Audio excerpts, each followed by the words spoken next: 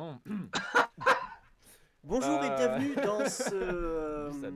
bonjour et bienvenue dans ce premier direct et qui sera le deuxième en rediffusion pour jeudi. Donc là on est dimanche. Donc pour cette semaine Passe Muraille. Donc c'est une semaine de quelques rendez-vous sur ma chaîne Twitch sur l'art contemporain, le jeu vidéo, même plus particulièrement sur le jeu vidéo dans l'art contemporain. Dans le cadre de ma semaine résidence avec Access sur l'Instagram résidence.access. Donc aujourd'hui on va parler donc de la composition de la musique de jeu et plus particulièrement de la musique de jeu interactive. Euh, donc la musique, de manière générale, c'est souvent un art qui est pensé de manière linéaire dans le temps. Et donc là, on va voir comment, avec les outils qui sont propres aux jeux vidéo, on peut penser la musique autrement, sous forme de système, et aussi un peu les portes que ça ouvre pour la composition musicale de manière plus générale dans la création, qui peut être autant en art contemporain qu'en musique électroacoustique, par exemple. Donc pour en discuter, j'ai invité Anna Krohn, Églantine Laval et Gabriel Sauvage, donc qui vont se présenter simultanément. Hop, est-ce que je peux... Voilà, je remets un... Églantine, qui est diplômée des Beaux-Arts de Paris, qui a suivi l'enseignement de composition électroacoustique au Conservatoire de Paris. Euh, Elle est diplômée de ce même pardon, etc. Elle a un travail de création visuelle et sonore et une activité de production audio, radio dédiée aux musiques émergentes. Elle s'intéresse particulièrement aux liens entre art, technique et technologie et s'intéresse aux nouveaux outils de composition et de diffusion sonore. Euh, la mémoire d'Arson présentait une création sonore en collaboration. Ah oui, non, pardon, je me mélange. Donc Tu peux y arriver, tu peux y arriver. on a proposé donc Trop une pièce important. commune dans mon jeu Le Temps des Polygones qui était notamment exposé au Festival Access de 2022. Mais peut-être je vais te laisser plus te présenter si tu veux. Elle est bien cette bio. Ouais, elle est cool. Elle est incroyable. Ouais, voilà, bah du coup, moi je voudrais préciser que du coup, je suis non spécialiste pour l'instant de la musique, de la composition pour jeux vidéo. Pour l'instant. Et pour l'instant, mais en devenir, je découvre donc ce biais. Je suis pas une gameuse. D'ailleurs, c'est pour ça que je dis gameuse et pas gameuse. Avec un arrobase à la place du R, bien sûr. Mais du coup, j'ai une approche, je vais peut-être le devenir aussi quand même, mais j'ai une approche assez esthétique du jeu vidéo, à la fois dans le concept et dans l'objet.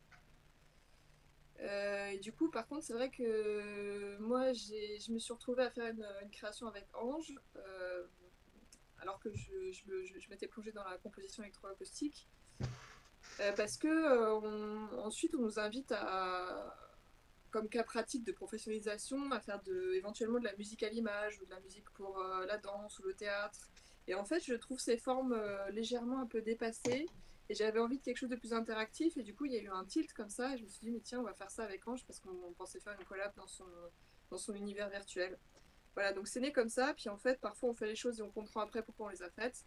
Et donc, je pense il y avait voilà, il y a toute une logique qui est en train de se mettre en place et je m'y intéresse grâce à Ange et grâce à vous tous, parce que je pense que c'est un univers qui m'intéresse vraiment, le jeu vidéo, et ça prend tout son sens de faire une musique qui est donc interactive.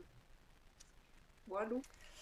Voilà, ensuite Mehdi, donc alias Anachron, tu es pianiste et compositeur en musique électroacoustique, tu étudies ces musiques électroacoustiques au Conservatoire de Bordeaux et tu es diplômé de ce même conservatoire en piano classique. Tu es également féru de jeux vidéo, si je me souviens bien, tu vas jouer autant à Doom qu'à des Doom-like, qu'à des jeux un peu plus indés. Euh, Ouais, niveau jeu vidéo, moi ce que j'apprécie le plus généralement, c'est tout ce qui tourne autour du roguelite, du Metroidvania, de l'open world. Alors après, moi, il faut savoir que j'ai commencé le jeu vidéo sur le tard, très sur le tard. Enfin, j'ai toujours passé beaucoup de temps d'abord à voir des gens jouer aux jeux vidéo. J'ai vraiment commencé à jouer, à avoir une expérience personnelle avec le jeu vidéo aux alentours de mes 17 ans, en fait.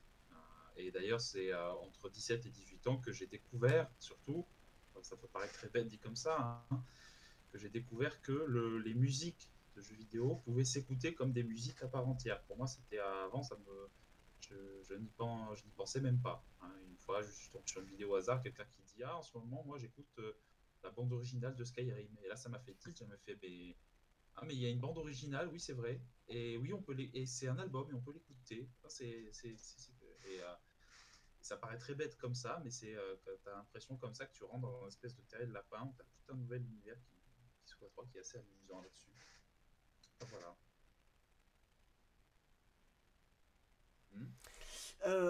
Oui, bah merci Mehdi. Et donc maintenant je vais je vais vous présenter Gabriel. Donc Gabriel Sauvage, qui est un peu plus spécialisé lui dans les outils de création de jeux vidéo. Donc actuellement il est en fin de cursus à l'école de jeux vidéo Lingmin à Enfin, j'ai Angoulême. carrément fini, mais ouais. Ah oui, c'est bon, t'es diplômé. Donc il est diplômé de Lingmin Est-ce que c'est composition sonore c'est quoi le... Alors, c'est conception sonore. Donc, Oui, c'est c'est-à-dire ça. que ça prend. C'est l'audio dans sa globalité, c'est pas juste Mm. la musique, c'est aussi tout ce qui est sound design et tout. Voilà, donc Et, là, dans ce cas, dans le cadre de ces formations, on n'apprend pas forcément à composer la musique, mais plutôt à comment on l'intègre en fait dans le jeu vidéo et utiliser des outils qui nous montrera tout de suite après ma petite présentation. C'est un fervent défenseur de la musique interactive dans le jeu vidéo, un peu comme Olivier de Rivière, qui est une de ses grandes inspirations, face à une c'est ma approche... resta. Non, mais voilà, disons-le, c'est ma resta, hein. Voilà, face à une approche Faut, qui faut peut parler être, des choses comme elles sont. qui peut être plus linéaire. C'est-à-dire qu'on peut avoir... Il y a deux conceptions qu'on retrouve souvent dans le jeu vidéo. C'est soit on intègre la musique au game design, soit on utilise la musique plus comme un décor musical. Mais donc, donc voilà, maintenant si tu veux peut-être nous parler plus de toi et du coup ta pratique. Ouais. Alors du coup, donc moi, mon profil, j'ai commencé la musique assez jeune, quand j'avais 8 piges, j'ai commencé avec la guitare, enfin voilà, toutes ces choses-là, du chant aussi, et pendant un petit moment, je me suis un peu détaché de la formation, on va dire classique, pour faire plus de l'autodidacte. Vers 17 ans, j'ai découvert la musique assistée par ordinateur, tout le monde de la synthèse sonore, que Mehdi connaît pas mal d'ailleurs, avec qui on pourrait échanger notamment peut-être. Euh, voilà, il essaye de le cacher, mais il a pour pas qu'on aille le cambrioler, mais il a une collection de modulaires derrière lui, qui doit lui faire grimper sa facture d'électricité tous les mois. Non. Et donc voilà, j'ai commencé à découvrir un peu ce monde-là, et bah, moi ça fait très longtemps que je joue aux jeux vidéo. Et en fait c'est marrant parce qu'à ce moment je venais de faire mon bac et j'entre dans une formation de game design, parce qu'à la base je suis game designer, à l'IIM, l'Institut de l'Internet et du Multimédia. Et en fait, durant ces années-là, ce qui est assez paradoxal, mais je vais faire du game design, mais surtout, je vais faire de la musique et du son, parce que dans la formation dans laquelle j'étais, bah, il y avait personne qui faisait du son. Du coup, bah, moi, j'étais intéressé et je m'y collais. Et j'ai commencé à bosser sur des projets comme ça. Du coup, de fil en aiguille, j'ai fini par me faire un statut de compositeur slash sound designer en freelance. Et bosser pendant 3 ans sur des projets à côté de mes études. Et puis à un moment, j'ai décidé de faire une licence pro à l'université de Toulon, pour me remettre un peu sur des petites bases techniques cool, et de passer dans le même temps le concours de l'Engmin, donc seule école publique de jeux vidéo en France à ma connaissance, et une des plus réputées. Voilà, et du coup j'ai réussi à avoir le concours d'entrée, et j'ai passé 2 ans, du coup j'ai fait 2 ans de master là-bas, 2 ans qui viennent de s'achever, et durant lesquels j'ai pu vraiment explorer cette question, enfin le son en général, mais notamment ces sujets qui me tiennent à cœur, à savoir la musique interactive et son implication dans le jeu vidéo, au travers de 2 projets.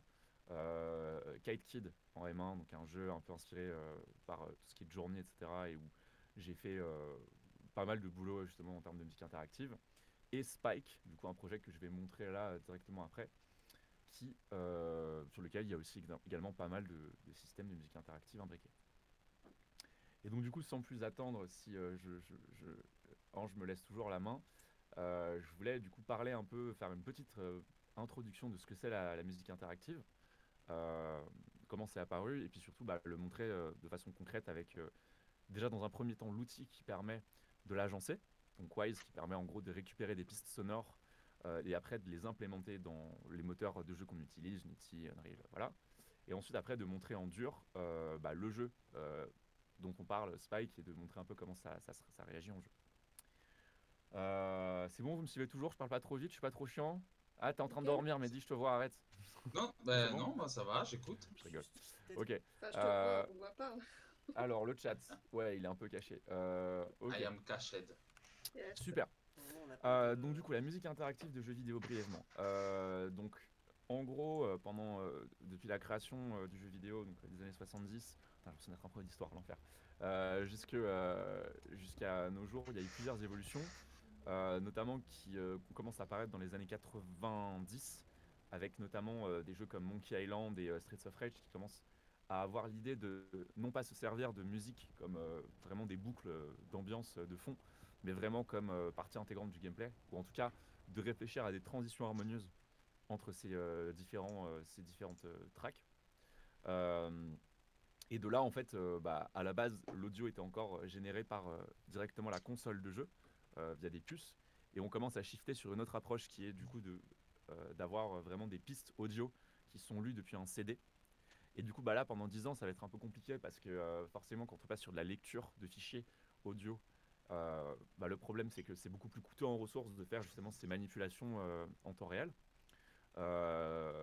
Et donc, du coup, on va avoir une petite période d'une dizaine d'années où la musique interactive va un peu disparaître et un peu passer au second plan dans pas mal de cas, avant de refaire un peu son retour avec notamment l'apparition d'outils comme Wise, que je vais montrer juste après. Et donc maintenant, quand on parle de musique interactive, il y a un peu deux boulots qui émergent. Donc on a le travail de composition, et après on a ce qu'on appelle le music design. Et parfois c'est le compositeur qui fait ce travail de music design, et parfois c'est deux personnes séparées.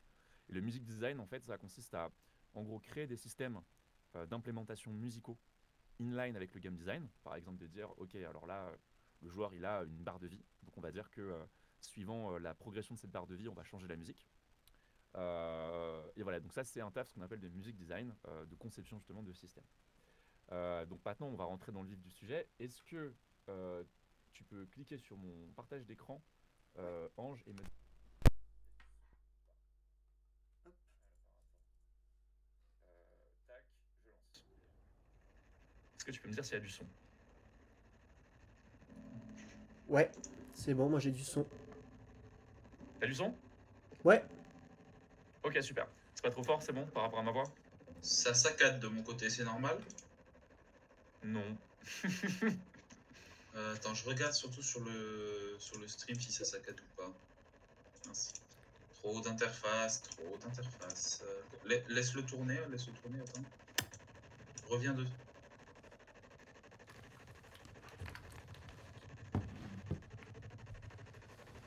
Ah, ça saccade. Ça saccade sur le stream, oui. Ça saccade sur le stream. sur le stream. J'ai l'impression. Est-ce que les autres confirment? Est-ce que les autres confirment que ça saccade?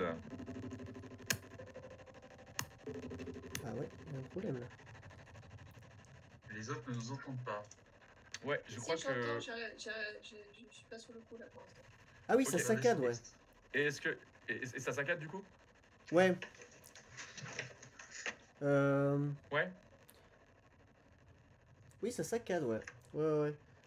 Merde. Est-ce que ça vient de moi ou est-ce que ça vient de toi, Ange? Ça semble Si saccader, j'ai ok. Si j'ai la même, ça semble saccader. Laissez-moi Il réfléchir. semble saccadé, oui. Pourquoi Ah, ça saccade? Attends, je vais voir dans les paramètres de Discord s'il n'y a pas un truc qui à tout hasard viendrait faire des choses pas très cool. dans le chat, comment est votre son là? Parce que là, j'ai changé un peu le paramètre parce que ça allait pas trop, je trouve. Est-ce que jusqu'ici vous avez entendu? Est-ce que maintenant vous entendez bien? Le temps qu'on règle ce petit problème technique. Ah là, ça saccade plus là. Ah bon? Oui, on va. Alors, il est un peu bas. Apparemment. Je suis un peu bas. Non, peut-être. Alors, le son ne saccade plus en effet. Et Gaël, je pense que tu es Ange, pardon, tu Ouais. es un peu bas. Alors, Ouais. plus. Alors, ça. Excusez-nous hein, pour les petits, détails de dernière minute. Et ça saccade moins, effectivement. Ça saccade moins. Bah, c'est parce que c'est en fait c'est le volume du stream que tu dois augmenter à mon avis pour. Ah, à tout hasard, t'aurais pas le truc de Windows qui change l'audio. Bon, c'est pas grave. Est-ce que c'est ok là ou pas? Ou c'est pas encore ok? Ah mince. Oups. Ça a l'air d'être plutôt bien là. Ah, c'est bien, ok.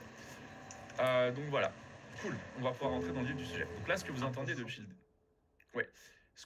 depuis le début, alors un peu plus fort apparemment, me dit-on sur le stream, je vais juste vérifier. Un peu fort peut-être, c'est un peu trop fort, ok. Je vais baisser. Non mais c'est moi qui. Hop. C'est toi qui? Là c'est ok. En fait. Ok, bon c'est bon, je peux faire mon travail. Non. Oui.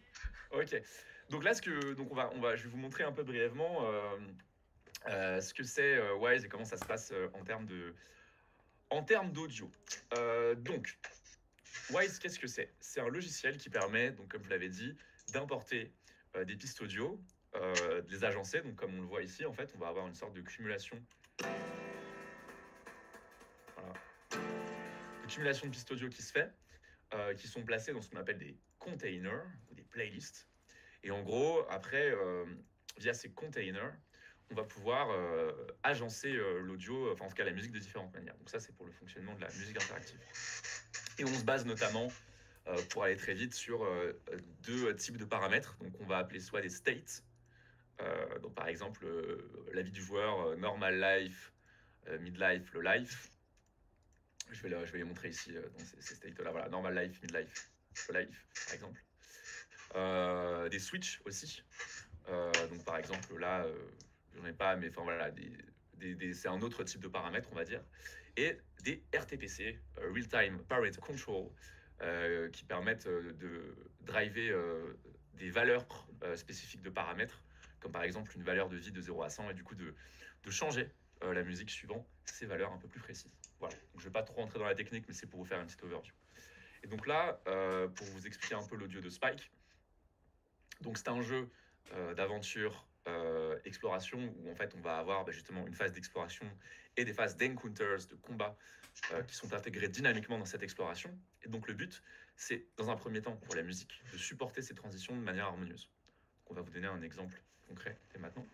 Donc là on entend la musique, enfin le fond d'ambiance qui est là, avec des petits accords de piano qui arrivent. Okay. Si jamais je découvre une structure ou un landmark dans le jeu,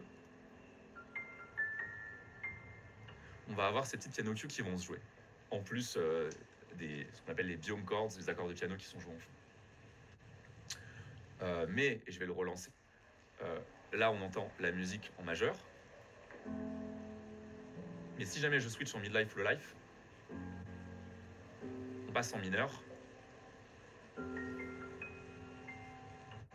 avec les fameuses cues qui passent en mineur aussi. L'idée, c'est que quand on finit un combat, généralement, on va être low life, et donc du coup, la musique est mineure pour nous dire « Frérot, heal-toi, comme ça, tu vas pas te faire one-shot la prochaine fois que tu croises un ennemi. » À n'importe quel moment... Question. Je sais pas si on peut te couper pour les questions, ou si ça... je les fasse à la fin.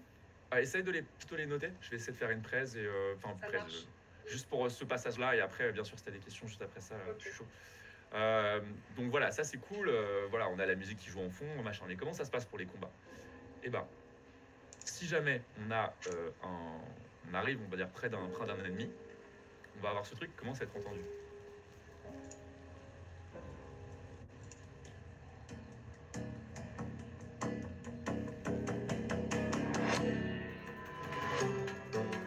Et là, la musique de combat est déclenchée. Voilà. Mais, ce qui se passe aussi, pardon pour cette interruption un peu brusque, ça c'est si on reste suffisamment longtemps autour d'ennemis que la musique est déclenchée, mais si jamais on se fait taper ou qu'on attaque un ennemi directement, voilà. Voilà, et là ça commence directement.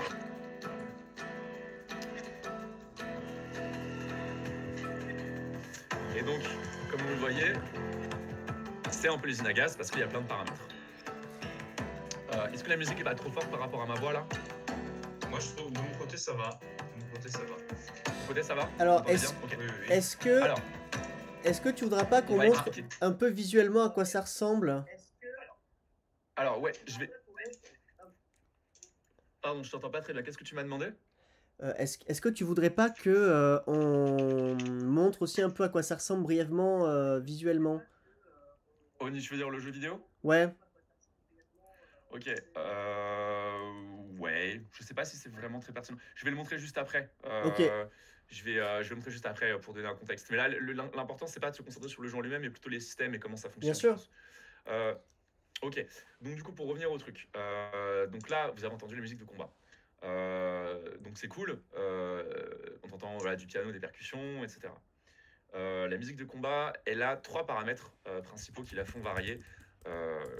Suivant, afin de supporter justement ce qui est en train de se passer en temps réel. Pardon, excusez-moi, je relance le truc. Voilà. Voilà, bam. Bam, bam, boum. Voilà. Donc là, on va avoir plusieurs paramètres. Déjà, le nombre d'ennemis. Donc si on est à 0, on n'entend pas de percussion. Si on est à 1 ennemi, on a quelques percussions qui commencent à apparaître. Deuxième ennemi. La percussion qui commence à monter. Et après, 3, on entend encore plus ces percussions qui montent. Et ça va s'entendre un peu plus, parce que là on est en phase de transition.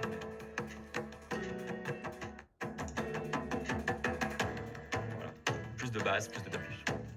Ça. Là si je repasse à 1. Voilà. 2. 3. Voilà. Vous avez l'idée. Mais si jamais on passe mid-life, on va avoir un truc qui va se passer. On va avoir les percussions qui vont se filtrer, des hi-hats qui vont commencer à rentrer un peu plus, et un basson qui va apparaître. Et là, ce basson est en staccato.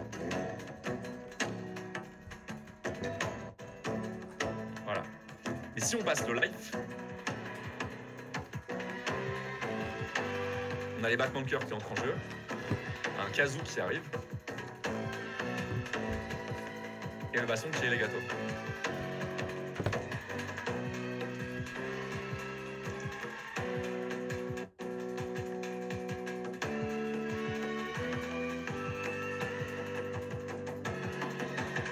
Et là, mettons qu'on se heal et on repasse normal life. Voilà. Vous voyez l'idée. Donc l'idée, c'est de s'adapter à tous ces changements. Mais mettons qu'on est, je sais pas, mid-life, et que là, il y a un ennemi qui nous attaque. Alors, je vais peut-être le passer en low life. Donc, je sais pas si on l'entend bien, mais là, il y a un. Quand je clique ici, là, on entend un boom, boom. Ouais, oui, oui. Voilà. Et ce boom, en fait, il est déclenché quand un ennemi attaque. Voilà. Mais si le joueur décide d'attaquer un ennemi, de le tuer, ou même de l'écraser, on va avoir ce truc qui va être entendu.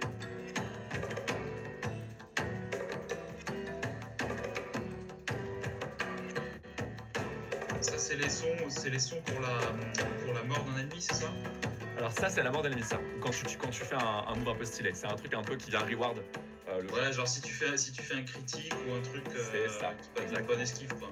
Exactement. Et si jamais tu gagnes, si jamais tu butes tous les ennemis autour de toi, tu vas avoir un peu. Alors je vais te dire ce que c'est le bon truc qui va se jouer. On va voir, ça va être la surprise. Donc ça, c'est si jamais. Alors c'est pas le bon container du coup. Pardon. Hop, donc ça c'était pas le bon. Excusez-moi. Voilà. Là, si tu gagnes. Voilà, t'entends un pop-padap voilà, qui vient terminer le truc. Et après, tu as aussi d'autres paramètres de fin. Si jamais tu es en combat, mais que il n'y a pas d'ennemis autour de toi pendant un temps trop important, on t'entend un truc qui monte.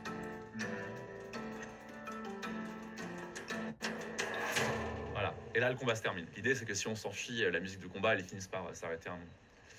Donc voilà, je pense que ça fait un peu une bonne overview déjà des possibilités permises par la musique interactive.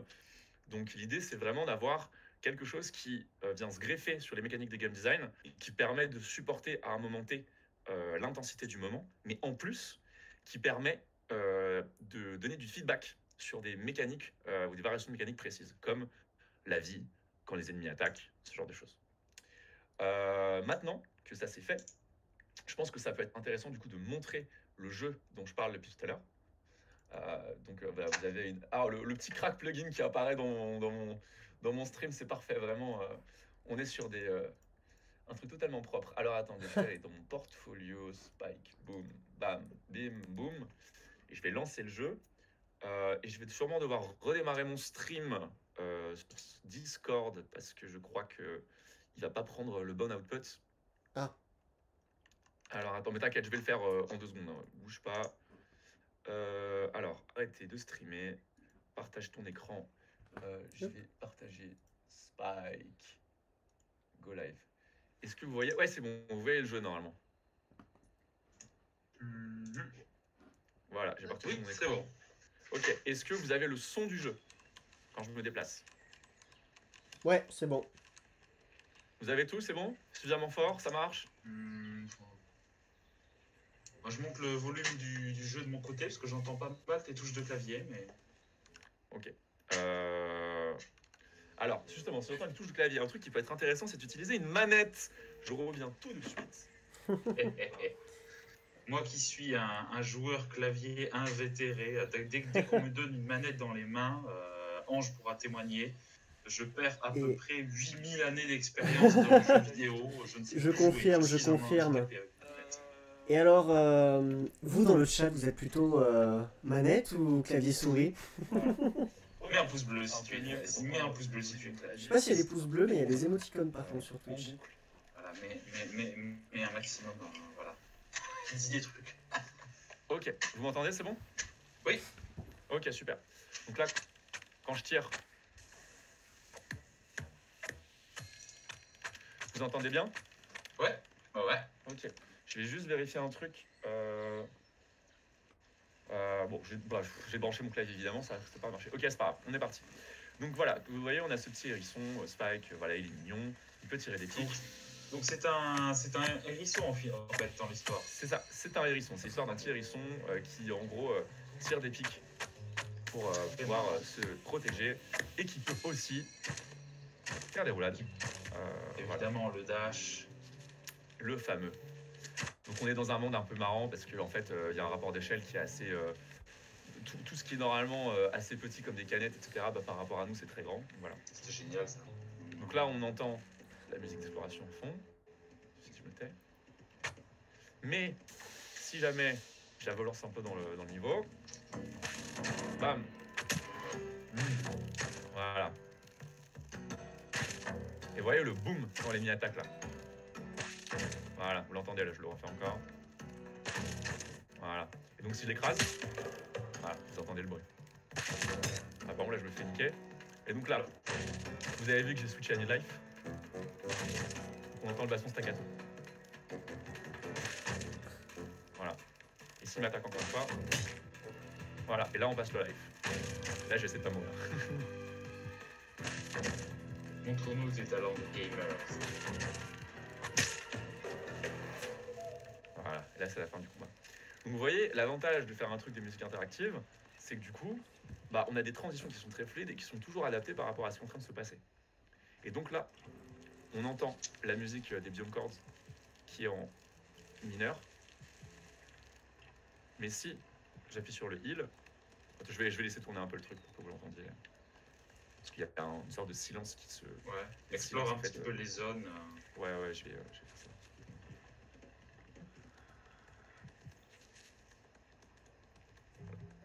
Alors écoutez bien. Là c'est en mineur. Et si je me heal,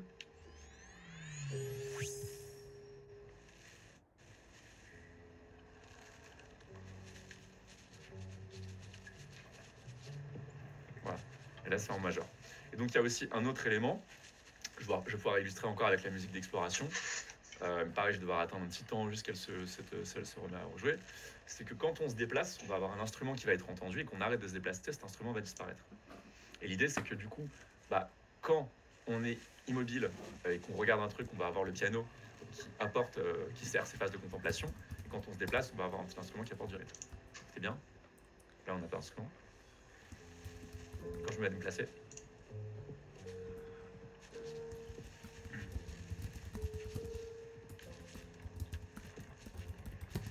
Là, je m'arrête. L'instrument disparaît. Donc, vous voyez, ça permet du coup d'avoir des thèmes un peu sympas pour représenter tout ça. Alors maintenant, je vais passer en mode victime, qui s'appelle le mode invincible, parce que le jeu est dur. Donc là, je vais pas prendre de points de vie, mais ça me permet de montrer un peu le jeu. Ah, pas invincible ici. Là. Non, pas du tout invincible. Vais-je mourir? C'est probable. Voilà. Ça permet de montrer le son de mort. Et donc, vous voyez là. Hop. On va avoir un peu plus d'ennemis. Et le jeu est dur. Le jeu est assez dur. Et là, vous allez pouvoir entendre que si je me... Voilà, quand j'ai fait mon focus, quand je me suis concentré, la musique, elle avait un petit low pass, un petit filtre qui s'appliquait dessus. Voilà, mais je pense qu'on n'a pas besoin de plus continuer l'explication de ça parce que vous avez un peu compris le principe. J'ai pu le montrer en live. On va quitter le jeu. Si jamais vous voulez jouer à Spike, vous allez pouvoir le faire pas très longtemps parce qu'il va sortir sur Itch.io. Je ne sais pas par vous-même. Alors, je vais brancher mon clavier. Mais bon, je peux simplement arrêter le partage. Comme ça va être plus simple. Voilà. Et je peux aussi, alors, je peux juste en profiter parce que j'ai l'impression qu'on a un tout petit peu de temps encore. Je peux partager mon écran et aller sur... alors, juste montrer un truc qui s'appelle Kite Kid via une vidéo où justement, pareil, pour reparler un peu d'interaction, on peut voir un peu une progression de musique sous forme de layer qui arrive. Attendez, je vais juste lancer ça très vite fait. Je vais faire rapido. Ouais, c'est là, ok. Tac.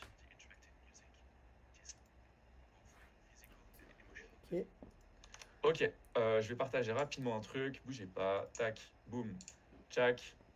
Est-ce que vous voyez ce que je partage? Let's go. Ok, est-ce que vous avez du son? Ouais. Ok. Donc là, vous entendez... De toute façon, je parlais dedans, mais... Juste des accords de piano. Ok. Nice. When the player succeeds to enter into Windways, a value named build-up grows.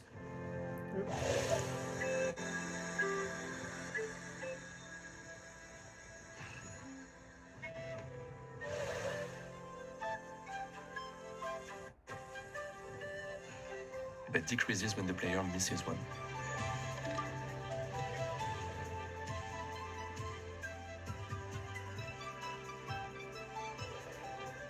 This build-up value is linked to 6 levels of instrumentation, each bringing one instrument or percussive element to the mix.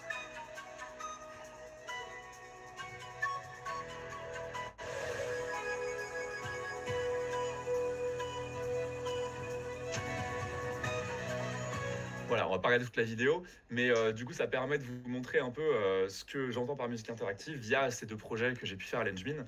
Voilà, en gros, la musique interactive, c'est très important. Oui, Maintenant donc on a une...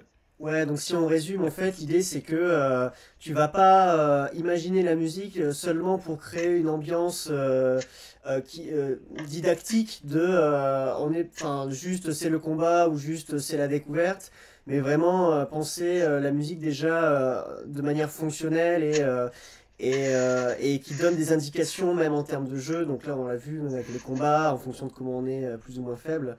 Donc il y a vraiment des notions même de game design dans la composition, quoi. Exactement.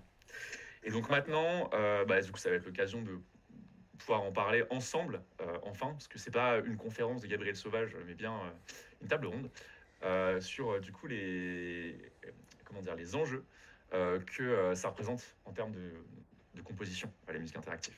Donc, comme vous l'avez vu, le truc, c'est qu'on va avoir justement des superpositions de layers, on va avoir différentes sections qui vont succéder suivant différents paramètres, et donc ça demande de penser la musique, la composer la musique déjà en ayant une bonne idée des systèmes qu'on veut implémenter, histoire de ne pas faire de déchets en fait. Et ça demande aussi pas mal de temps parce qu'on va devoir faire énormément de variations potentiellement suivant les systèmes qu'on fait. Donc il y a aussi ça à prendre en compte, ce qui veut dire que ça demande un budget un peu plus important. Mais aussi, il faut avoir vraiment une bonne vision de pas penser la musique comme, comme une structure définie, et bien comme une structure modulaire qui change suivant le système qu'on a décidé de mettre en place. Donc c'est là où justement je vais pouvoir avoir un insight un peu de votre côté. Est-ce que vous, c'est un truc dans lequel vous vous projetez en termes de composition? Est-ce que c'est un truc qui vous fait peur ou qui potentiellement pourrait vous frustrer en termes de création? Églantine, tu veux commencer peut-être? Ton micro est... T'as muté ton micro autant. Il faut activer ton micro. Voilà. Bon. Je crois que c'est bon. Ouais, je sais plus où j'en suis. Ouais, écoute, merci pour cette présentation. Déjà, pour commenter un peu ce que j'ai vu, si j'ai bien compris, en fait, on peut dire que Wise, c'est quand même un logiciel hyper ergonomique. Finalement, tu n'as pas du tout besoin de rentrer en code ou quoi, tu te fais ta palette d'outils et ensuite tu peux même les régler assez précisément. Par exemple, si tu veux... c'est entre le logiciel de montage son et... Ouais, s'il y a quand même les fonctions du logiciel de montage son, par exemple, tu peux te mettre des effets et calibrer tes effets, c'est ça, par exemple? Oui, il vaut mieux que tous tes sons soient faits à l'avance. Alors, c'est l'avantage, c'est que vu que c'est un logiciel qui insère pas seulement de la musique, mais de l'audio en général, tu as pas mal d'effets que tu peux mettre sur les sorties en fait, de ces containers. Et tu peux carrément du coup contrôler ces effets, les paramètres de ces effets, suivant des paramètres que j'ai dit RTPC, etc., qui sont du coup des paramètres qui viennent du jeu. Alors par contre, juste pour apporter une petite précision, oui, certes, tu as une intégration qui se fait et tu as énormément d'outils qui te permettent d'intégrer ça de façon assez ergonomique, comme tu l'as dit, au Game Engine. Pardon, je m'entends en double là. Ah, sorry, c'est bon. Mais le problème, c'est que parfois tu vas devoir, et du coup Olivier de Rivière, compositeur renommé dans la musique interactive, en parle mieux que moi, tu vas parfois devoir avoir besoin des codeurs pour t'implémenter des systèmes à l'intérieur du Game Engine pour faire en sorte que le jeu fonctionne bien. Pour donner un exemple concret, dans Spike, on va avoir du coup la musique qui évolue suivant le nombre des ennemis. Et donc pour calculer ce nombre d'ennemis, du coup on va devoir créer une zone autour du player qui va calculer le nombre d'ennemis en temps réel qui rentre dedans ou qui ressort. Et ça se fait avec du code, ça ne peut pas se faire directement avec Wise. Donc c'est aussi ça, c'est comprendre que la musique interactive, ça demande, et l'audio en général, mais ça demande aussi des ressources en termes de tech. Voilà. En fait, on peut donc, tu as une idée de système son qui pourrait fonctionner. Là, par exemple, donc dénombrement des sons à l'arrivée des ennemis. Et tu vas du coup faire en sorte que le jeu s'adapte à ton idée et qu'il y ait donc une fonction supplémentaire avec l'équipe qui soit mise en place. C'est ça. C'est super. Pour la composition. Pour la composition, ce qui est très intéressant là-dedans, c'est toutes les problématiques autour de l'orchestration. Après, on retrouve... Moi, ce que j'y vois aussi, c'est des choses à peu près similaires qu'on retrouvait. Alors, je vais faire un parallèle qui est un peu étrange, qu'on retrouvait notamment dans les poèmes symphoniques de l'époque romantique, qui se basaient beaucoup sur des histoires, sur tout un tas, qui pouvaient se baser sur des histoires, choses comme ça, et où les compositeurs devaient commencer du coup à trouver des idées pour faire quelque chose de beaucoup plus figuratif, c'est-à-dire vraiment faire en sorte à ce qu'il y ait une musique qui raconte l'histoire ou les sentiments, qui mettent en scène des sentiments sans qu'il y ait forcément de paroles, de voix derrière. Donc là, effectivement, à ce niveau-là, il y a toute la problématique autour de l'orchestration qui est vraiment mise en avant. Et il y a énormément d'idées qui sont hyper intéressantes là-dedans. Et c'est vrai que du coup, on passe à quelque chose de beaucoup plus... beaucoup plus interconnecté, beaucoup plus intéressant à ce niveau-là en termes de composition. Quoi. Ouais, tout à fait. Tu veux rebondir, Églantine? Après, je me demandais finalement si on regarde les types de sons là qui font. Ce que j'aime bien, c'est qu'il y a une cohérence entre l'univers des personnages. C'est des petits personnages, il y a un côté un peu naïf. Et du coup, peut-être que les sons de guitare, ou comment dire, il y a des sons assez simples dans les interactions, l'arrivée d'une basse quand il y a un ennemi. C'est assez distinct. Il y a une cohérence intéressante là-dedans. Tu nous as montré l'autre exemple avec le paysage et là avec une mélodie un peu plus construite au piano. C'est ça, une mélodie. En gros, le principe, donc le jeu que j'ai montré un peu rapidement, je l'avoue, juste après, c'est en gros un jeu qui s'appelle Kite Kid. Et donc c'est un jeu donc, très contemplatif où en fait on va avoir un personnage qui part à la recherche de sa sœur dans les airs à bord de son cerf-volant. Et donc on va avoir trois mondes, trois niveaux, si vous voulez, qui vont se succéder. Tu vas avoir d'abord la mer, puis la tempête, puis après au-dessus du ciel. Et en fait, il y a plusieurs mécaniques interactives qui entrent en jeu. Déjà, quand tu passes dans des courants d'air, avec ces petits boosts de vitesse, ces cercles, voilà, tu vas avoir des layers en fait de musique qui vont s'ajouter. Alors, donc une orchestration en fait qui va devenir de plus en plus riche à ces moments-là. Et si jamais tu rates ces courants d'air, en fait, l'orchestration va diminuer afin que le joueur puisse plus se concentrer et aussi afin d'offrir une sorte de reward, une carotte pour passer dans ces cercles-là. Il y a aussi d'autres éléments interactifs qui viennent en jeu et c'est là que on va pouvoir en parler parce que la musique interactive, c'est pas seulement un truc qui illustre du gameplay, mais qui peut aussi illustrer de la narration. Quand on passe dans ces cercles-là, on va avoir la voix de notre sœur, Ara, dans le jeu, qui va commencer à chanter une top line, enfin, la chanter la lead en fait de la musique à ce moment-là. Et donc, du coup, il y a un peu cette idée de quand on passe les courants d'air qui sont créés par notre sœur, on entend sa voix, et donc ça veut dire plus on se rapproche de notre sœur, plus on l'entend, quoi. C'est un peu ce truc-là. Et il y a aussi d'autres éléments. Par exemple, on va pouvoir, si je repartage mon écran pour illustrer ça. Alors, attends, tac, tac, tac. Hop. Je vais faire ça très vite. Blablabla. Blablabla. Blablabla. Voilà, bam. Hop, go live. C'est bon. If the player Hop, c'est ici, je crois. When the player enters a windway, the voice of Kai's sister appears briefly, reinforcing the current lead melody, as well as Ara's presence throughout the whole game. Ouais, c'est là, voilà. Tac. Alors, là, vous allez entendre un truc qui peut être marrant, qui est d'ailleurs une idée que j'ai un peu piquée à Plague Tale Innocence, le travail qu'a fait Olivier d'ailleurs dessus.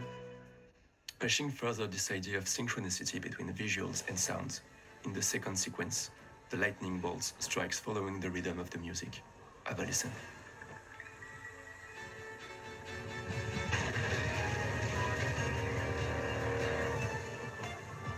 Voilà, et juste après.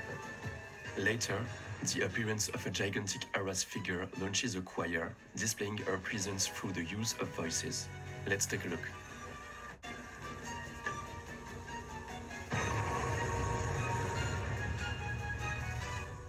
Voilà, donc vous voyez un peu l'idée, c'est-à-dire qu'en fait on peut carrément utiliser la musique interactive pour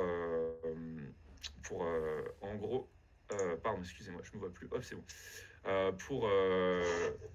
pour faire intervenir à des moments clés narratifs certains éléments qui vont faire que du coup on va renforcer la symbiose entre le joueur et ses interactions et le jeu. Et toute cette dynamique-là, mais désolé, je m'éparpille un peu, mais c'est pour finir mon point. Toute cette dynamique-là, elle permet de mettre le joueur dans ce qu'on appelle un état de flow. Donc en gros, un état d'immersion totale où le joueur va être en symbiose vis-à-vis de ses compétences et du gameplay, de ce qui se passe. Et c'est notamment un peu un autre mot pour décrire cette fameuse immersion. Mais donc ce qui est important de retenir dans tout ce que je viens de dire, c'est que justement la musique active n'est pas juste quelque chose d'utilitaire. Elle permet vraiment de servir la narration, ses personnages, et tout ce contexte-là artistique en fait du jeu. Et également, elle permet d'immerger totalement le joueur à l'intérieur de l'expérience tout en donnant des feedbacks. Voilà. Très bien. Et du coup... Alors peut-être que... Ouais, j'ai une petite question, mais bon, si je peux la remettre après. Non, vas-y. Non, vas-y. Par exemple, je me demandais, là, tout à l'heure, tu as soulevé l'exemple où tu as pu influencer le codeur derrière qui a revu un paramètre du jeu. Tu veux dire que je l'ai harcelé? Mais, en fait, c'est vrai que dans le processus, je me demande comment vous arrivez à communiquer. Bon, là, c'est vraiment des projets idéaux dans la manière dont c'est réalisé parce que vous êtes là pour vous écouter. Dans la vie pro, je ne sais pas si forcément le sound designer, on l'écoute beaucoup. Mais est-ce que là, par exemple, tu as des points de commande où on va te dire ça va être tel son et tu vas exécuter et là, tu as plus de marge de manœuvre. Et où est-ce que tu l'as senti déjà là, dans votre projet? Ouais, du coup, j'ai bossé pendant 1 an sur un projet non annoncé, mais avec un nom de code qui s'appelle Dark Sense. Et du coup, c'est le premier vrai projet avant tous ceux-là, Kid et Spike, sur lesquels j'ai bossé avec Wise en fait. Et ce que j'ai essayé d'implémenter, et qui plus ou moins fonctionné, c'est un système où en gros, quand tu te déplaces, c'est un FPS. Un FPS un peu d'action, d'exploration où tu te balades sur une planète et tu vas avoir un grappin, des sauts, enfin des choses comme ça pour te déplacer. Et en gros, vu qu'il y a une emphase sur le déplacement qui est assez forte, et bah, suivant la valeur de vélocité, plus en gros tu vas te déplacer dans le jeu rapidement et avec style, et plus tu vas avoir des layers de musique qui vont apparaître pour justement supporter en fait ce momentum. Et ça, en fait, quand justement je suis arrivé avec le client lui, il voulait quelque chose d'assez à la base orchestrale qui reflète un peu ce mood de déplacement. Mais c'est moi qui suis arrivé avec cette proposition du coup de faire varier la musique de façon assez interactive suivant les déplacements du joueur. Et d'autres éléments, par exemple, j'ai proposé des choses quand tu passes en phase de vigilance, c'est-à-dire quand tu as des ennemis qui sont autour de toi et qui en fait te cherchent, tu vas avoir une musique qui va gagner en intensité suivant que tu t'approches de l'ennemi ou que tu t'en éloignes. Et du coup, encore une fois, l'idée c'est de casser un peu le gap entre le game design, le feedback et la musique. C'est de faire un truc qui fonctionne. Et je pense que c'est ça aussi qui vraiment rend la chose super intéressante d'un point de vue artistique, c'est de pas juste offrir de l'illustration d'un univers, d'un monde, d'un contexte, mais vraiment de réfléchir en fait, ne pas réfléchir à l'illustration du jeu, mais réfléchir à l'illustration de l'expérience joueur. C'est là où il y a vraiment une différence qui s'opère. C'est penser à l'expérience du joueur avant de penser au jeu en lui-même. Voilà. Je sais pas si ça répond à ta question, Églantine, mais... Si, je vois que du coup, en tout cas, toi, directement, ta position, c'est de montrer ce qu'on peut en faire, qui n'est pas juste de l'exé sur de l'animation. Et alors, moi, j'ai envie de rebondir sur une idée qui est que... Donc là, on parle de la musique interactive. Mais c'est qu'il y a une autre manière aussi de faire du jeu vidéo qui est aussi très présente, notamment dans les AAA, qui est d'utiliser la musique, comme je le disais, de manière plus linéaire. Et il y a un avantage qui est défendu par justement Gabriel ou Olivier de Rivière de la musique interactive par rapport à une musique plus illustrative. Donc tu évoquais des questions un peu d'ergonomie. C'est le fait par exemple que la musique elle va peut-être être moins intrusive sur des jeux par exemple qui vont nécessiter beaucoup de recommencement. Dans un Dark Souls on le voit bien qu'ils mettent pas trop de musique justement avant les boss pour que justement on soit pas trop qu'on ait le temps de redescendre et qu'on soit pas trop agressé par cette répétition qui peut être intrusive. Et Olivier Durivière, c'est le genre de choses qui lui arrive de mettre en place aussi avec, par exemple, sur une même musique, plusieurs versions différentes qui peuvent s'activer de manière aléatoire. Mais donc je te laisse peut-être réagir sur ça, Gabriel. Déjà, avant de réagir, moi je voulais avoir, parce que je crois qu'on a un petit point pas de désaccord, mais de discussion avec Mehdi, justement, sur l'utilisation d'une musique à caractère plutôt répétitif et justement l'utilisation d'une musique complètement interactive. Est-ce que tu veux rebondir là-dessus, Mehdi? Déjà, non, juste faire un petit point sur le mot répétitif. Moi, est un mot qui... le concept de la répétition dans la pratique musicale, c'est un concept qui est très particulier et très important, étant donné que la plupart des esthétiques qui, moi, font énormément marcher, c'est sur les esthétiques notamment autour de la musique drone atmosphérique et aussi ce qu'on appelle abusivement, entre guillemets, les musiques minimalistes, à la Terry Riley, à la Steve Reich. J'avais un prof de composition qui me disait que c'était pas vraiment de la musique minimaliste, mais plutôt de la musique répétitive, justement. Que le concept de répétition, c'était pas forcément tant de la répétition, ce dont tu parlais, c'est-à-dire juste la linéarité sans interaction, mais plutôt de la lassitude en tant que telle. C'est-à-dire que là, ce que tu nous as montré, on a quand même de la répétition. On a de la variation, mais de la répétition. Et la répétition, là, elle n'a pas cette mauvaise presse, on va dire, en tout cas en termes de ressenti. Peut-être voilà, faire juste, juste attention à ce genre de choses-là pour éviter d'entretenir une confusion. Si je peux me permettre de répondre directement, Oui. ce que je pense qui est intéressant, c'est effectivement de détacher deux choses. Déjà, c'est ce qu'on appelle la répétition, comme tu dis, la lassitude, voire la frustration ou la fatigue, créée par une musique qui, en gros, voilà, t'arrives, je sais pas, sur le monde de la glace et t'entends à chaque fois de la même manière, avec les mêmes stems, de la même façon, la même composition, quoi, qui va avoir une intro, puis un milieu, puis une fin, puis ensuite qui va reboucler sur ce même pattern. Et ensuite, avoir une répétition d'une structure, donc ce qui est par exemple le cas, donc dans la musique de combat que vous entendez dans Spike, tu vas en fait avoir d'abord un chorus qui va être joué, puis un bridge, puis un chorus, puis un bridge, puis un chorus, puis un bridge, jusqu'à ce que le combat s'arrête.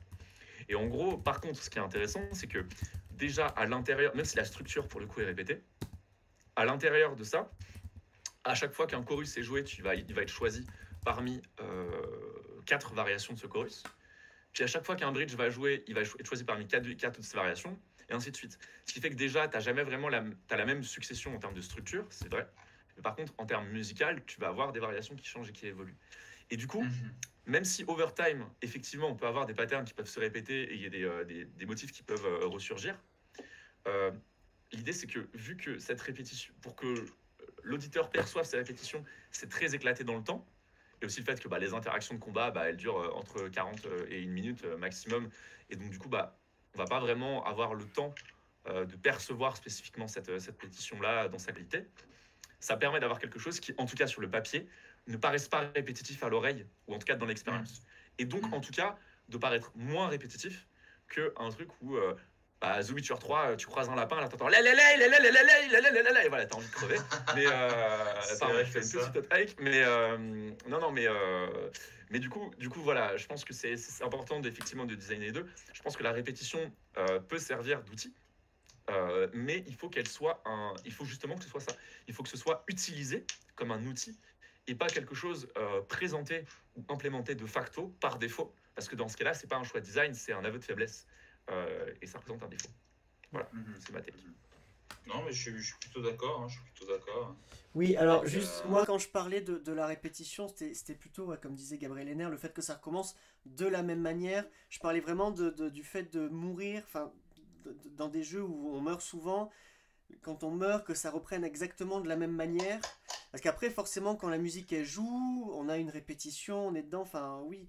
Mais c'est le fait d'avoir plusieurs versions pour que le déclenchement, il y a un truc où dans le déclenchement de la musique, le fait que ce soit pas tout le temps le même, il y a un confort en fait qui s'installe.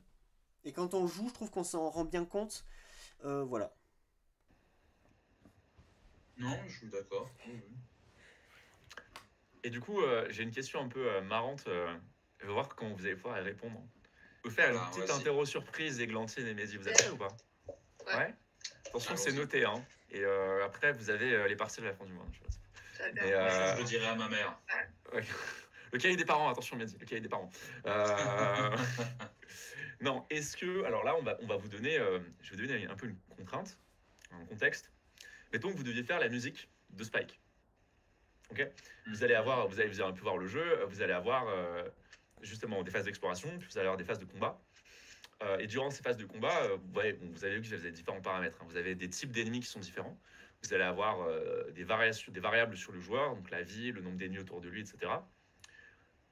Comment si vous avez dû faire différemment, ou vous avez voulu faire différemment, comment vous vous serez pris? Qu'est-ce que vous auriez choisi en termes de texture, de couleur? Qu'est-ce que vous auriez choisi en termes de paramètres à faire varier? Enfin voilà, je suis curieux. Différemment, c'est-à-dire en termes de simplement les musiques ou alors différemment la méthode? Les deux. Parce que moi, de mon point de vue, la musique interactive colle plutôt bien, le système de la musique interactive colle bien avec ce que tu nous as montré, mais après, moi, enfin, donc à ce niveau-là, en tout cas, je pense pas que je ferais spécialement différemment. Peut-être plus de...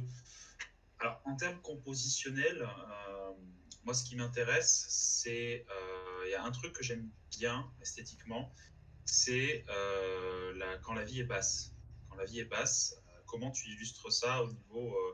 Il y a quelqu'un... Il y a une compositrice qui illustrait très bien un peu les émotions négatives comme ça autour de ça, notamment dans le jeu Céleste, Lena Raine, quand elle illustre...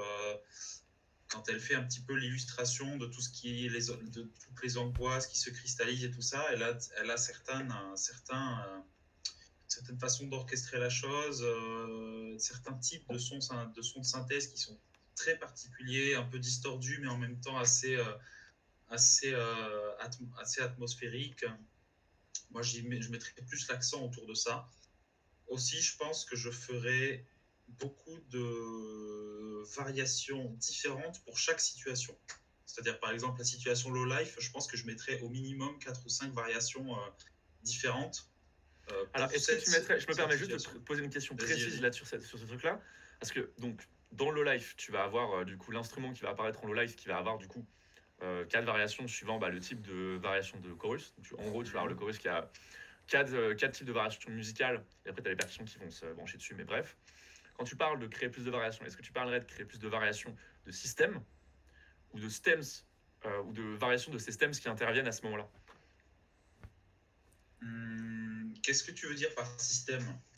Est-ce que en gros, tu ferais des variations du système choisi qui interviendrait à ce moment low life? Est-ce que par exemple, un système, je te dirais, ok, tu fais intervenir telle piste, tel type d'instrument, et un autre système qui dirait, alors là plutôt tu vas faire autre chose, tu vas, je sais pas, te mettre à saccader la musique, et enfin voilà. Les deux répondant à un même besoin, une même intention, mais étant quand même différents. Est-ce que tu aurais fait ce choix-là, ou est-ce que... Je les ferai pas opposés non plus. Je les fais dans le sens où je ferai des orchestrations légèrement différentes, mais qui sont toutes à peu près dans la même vibe. Mais simplement histoire de casser un peu d'agrandir un petit peu les probabilités. C'est-à-dire que même quand on fait des musiques de variation, il y a un moment où si on a 50 heures de jeu, toutes les probabilités de croisement de différents types de compos, on les a faites au final. Mathématiquement, on les a faites. Et c'est pour ça que moi, je trouverais ça intéressant de gonfler un petit peu ça en faisant des micro-variations en partant des stems déjà existantes. C'est d'ailleurs quelque chose c'est un procédé moi, que j'utilise énormément dans ma façon de composer, quand je fais de l'électroacoustique.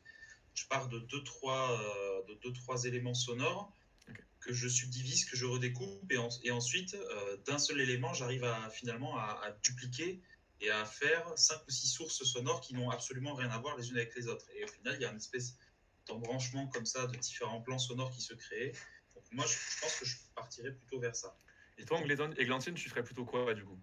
Ouais, alors écoute, c'est intéressant ce que tu viens de dire, Macron, là, sur le fait d'illustrer. Alors si j'ai bien compris, parce que j'ai peut-être interprété, quand tu dis illustrer la vie, c'est-à-dire qu'au bout d'un moment, le jeu se déroule, il y a une temporalité. Ça me fait penser...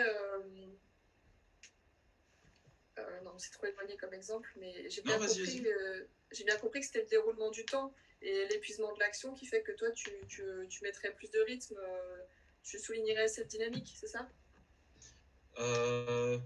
Disons que, alors de base, au niveau de l'orchestration, forcément, il y aurait un soulignement de la dynamique, mais surtout, j'ajouterais, moi, dans l'idée, ce serait ajouter plus de possibilités différentes alors qu'on va dans la même situation. Par exemple, situation donnée A, on a tant de vie. Situation donnée B, on a moins de vie parce qu'on est en combat, on s'est pris des coups et du coup on a moins de vie. Donc on va de A à B et de A à B, il se peut ça quand on joue aux jeux vidéo, il peut se passer ça des centaines il se passe ça tout le temps. Hein, cette situation se reproduit tout le temps, mais à chaque fois ça va pas systématiquement être exactement les mêmes procédés musicaux qui vont illustrer ça. Ou en tout cas ça va pas être tout à fait exactement la même musique. On va se retrouver avec des choses qui sont relativement proches et similaires, des procédés à peu près similaires, mais le résultat sonore, les transitions ne seront pas tout à fait les mêmes. Donc ce serait l'idée de faire plus de variations dans la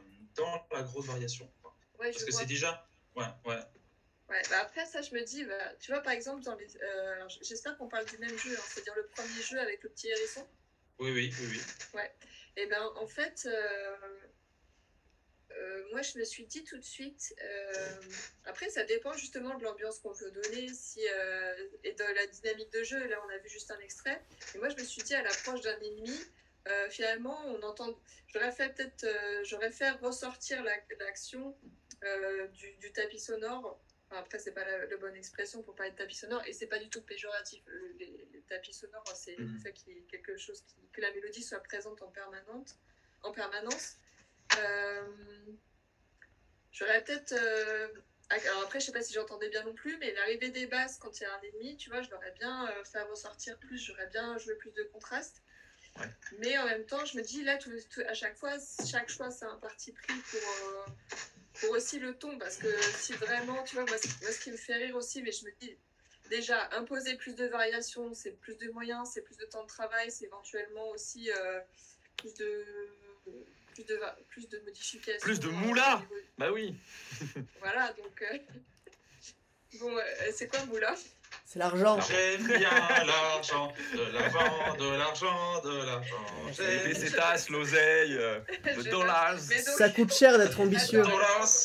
Donc en effet, moi je vais apporter une réponse dans une situation où on a vachement de moula et où aussi on a vachement d'humour, parce que tu vois, avec où on peut jouer sur le registre, et à la limite, tu vois, souvent tu as un aspect lyrique, symphonique dans des jeux qui vont être soit fantasy, soit militaire, avec tout l'univers hyper réaliste, visuel, tu vois. Autant là, avec le petit hérisson et la petite bête, ouais, j'aurais bien eu envie de faire un truc ironique tout de suite, tu vois, avec des méga, des trucs super puissants, tu vois, de contraste dès qu'il shoot l'espèce d'insecte. Mais bon, voilà, c'est un truc drôle. Après, je pense qu'il faut voir dans la longueur aussi. C'est ça, exactement. C'est toute la complexité de voir sur le court terme et le long terme en même temps dans le jeu, quoi. En fait, il y a plusieurs éléments dans ce que tu dis déjà. Pour reprendre le truc de... j'aimerais une progression un peu plus forte à l'arrivée d'un ennemi. En fait, c'est ce que j'avais prévu à la base dans le système, c'est-à-dire que, et enfin, d'ailleurs, c'est là, comme je l'ai dit, c'est que en gros, quand tu t'approches des ennemis, tu commences à avoir un truc qui commence à monter, et puis ça finit par déclencher la musique de combat si tu passes trop longtemps autour des ennemis, avec cette idée de justement pas avoir ce truc de dès que tu t'approches d'un ennemi, bam, ça commence.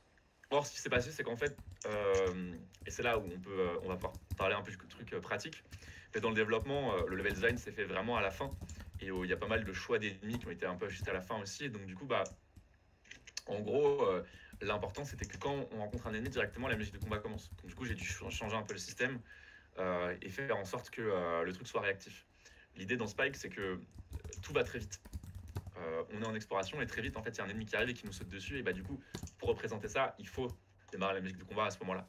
Et on n'a pas vraiment le temps de pouvoir faire une progression, parce que vu qu'on est en vue du dessus et qu'on n'est pas vu de loin, si on était par exemple comme dans un Zelda et qu'on pouvait voir genre à 30 mètres l'ennemi, là du coup, quand on commence à voir l'ennemi, on pourrait faire un truc, une détection dans la caméra qui commence, ok, tu vois l'ennemi, donc là tu commences à build un truc, et donc forcément, vu que la distance se fait, de rapprochement et tout, là tu as le temps de pouvoir construire des choses et tout. Or là, étant donné qu'on n'a pas vraiment ce truc, il y a d'un coup l'ennemi, il n'est pas dans l'écran et d'un coup il est dedans, donc du coup il y a ce truc d'immédiateté à représenter. Et il y a aussi cet autre élément, effectivement, dans les intentions, on ne voulait pas représenter... alors, à la base, je reviens, parce que justement, ça peut être drôle.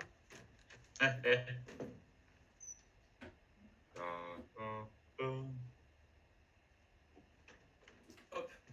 Donc, du coup, voilà, cet instrument un peu débilos que j'ai fabriqué, qui, non, c'est pas une pipe pour fumer du crack, mais bien un instrument, que j'appelle l'Ultra Kazoo. Donc, en fait, on va avoir un presse citron que j'ai dégommé juste ici, Ah, mais c'est trop bien. et qui passe dans un tube en cuivre et qui ressort par un cornet. Voilà. Génial. J'ai dans mon cornet acoustique, comme dirait le professeur Tournesol. Et donc, du coup, Ah. en fait, là-dedans, il y a un kazoo. Il y a un kazoo avec une membrane de plastique qui vient atténuer le son, en fait. Donc, si je donne un petit exemple, attention, ça va être du Miles Davis, préparez-vous. Ah, Il va falloir que je le fasse. j'adore. Hop. Ça, c'est Attends. anthologique. Ça, c'est du Miles Davis Stockhausen, c'est parti.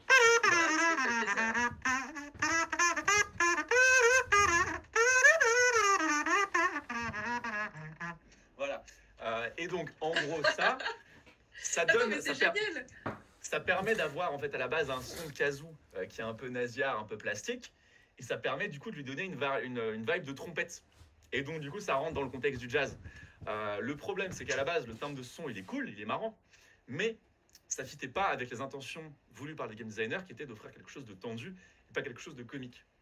Du coup ce que vous entendez quand le son il passe en low life, c'est ce truc là, mais passé avec des pitchers et des effets pour le transformer, le donner un côté un peu plus genre cri d'enfant, un peu plus flippant. Donc là aussi, après, il y a aussi ce truc-là de qu'est-ce qu'on a en termes d'intention, qu'est-ce qu'on a en termes de... du coup, ça me permet de faire une transition rapidement pour montrer un peu les conneries que j'ai fabriquées pour la musique de ce jeu. Parce que quand même... Allez. Alors, attends. Hop. C'est du coup, l'instant t'as la vidéo, DIY. tu peux la... Moi, tu je peux la moi, je suis balancer, très fan. Moi, je suis très fan de l'énorme bordel. Ouais, avec vas-y, le tu PVC. peux la balancer ou faut que je la balance à partage d'écran, Ange? Ah oui, je... Hop. Bah, de toute façon, dès que ça fait des basses un peu métalliques, je dis oui. Mais Voilà. tu gardes tout ça, même si c'est fait avec du scotch, garde-les-moi s'il te plaît, je veux les voir en vrai. C'est des collecteurs pour moi, j'adore ça.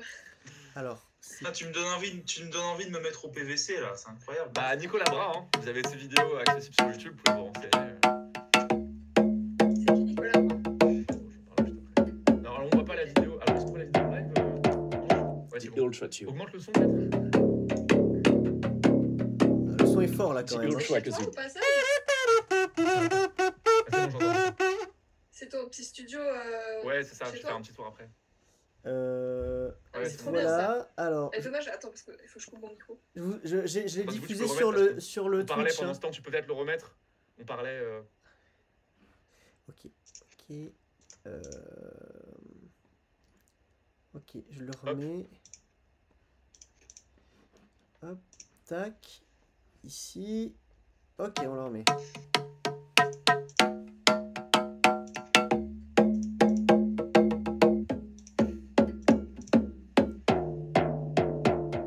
The Ultra Tube. The Ultra Kazoo.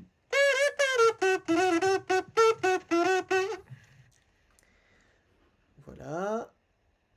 Hop. Attends, mais du coup, attends, mais je vais le ramener parce que bon, quand même, il est juste à côté, ce serait dommage de pas le sortir. Attends, bouge pas. Hop. Où est-ce qu'il est, ce truc? Hop. Alors, attends, viens là, mon pote. Ok, ce serait dommage. Tu cartonnes. Tchac, tchac, tchac, tchac. Ça me fait penser au gaffophone. J'espère que vous connaissez. Ah oui, Vous oui. connaissez le Voilà. gaffophone? Moi, ça me fait penser un petit peu. Alors, Ah, mais ça, c'est trop Mais en bien. fait, ce qui est marrant avec ce truc, c'est qu'il est modulaire. Je m'explique. Yes.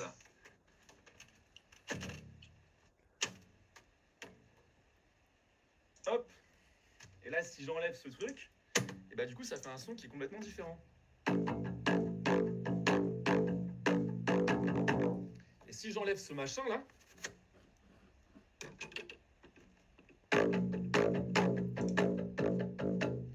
et donc, ce truc, je vous ai montré, il est modulaire. Donc ça veut dire quoi?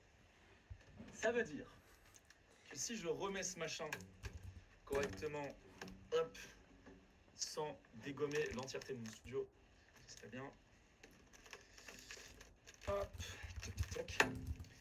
Ça veut dire que je peux chanter dedans. Donc du coup, enfin chanter, c'est un bien grand mot, mais je peux faire Vas-y, des bruits de vas-y. monstres un peu flippants. Genre, attention, ça va saturer. oula, oula, oula, oula, oula.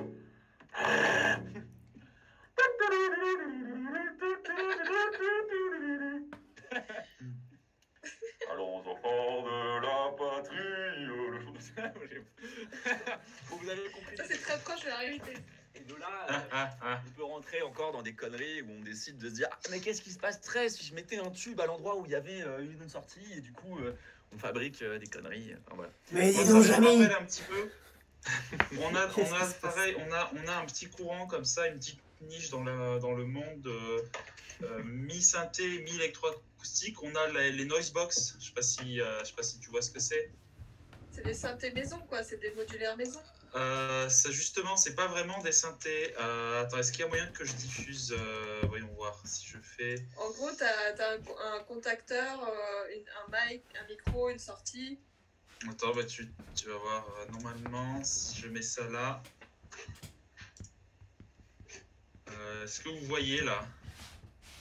Attends, moi, Attends. je vais te montrer ce que j'ai sous la main, mais il n'est pas opérationnel, donc... Est-ce que vous voyez un petit peu.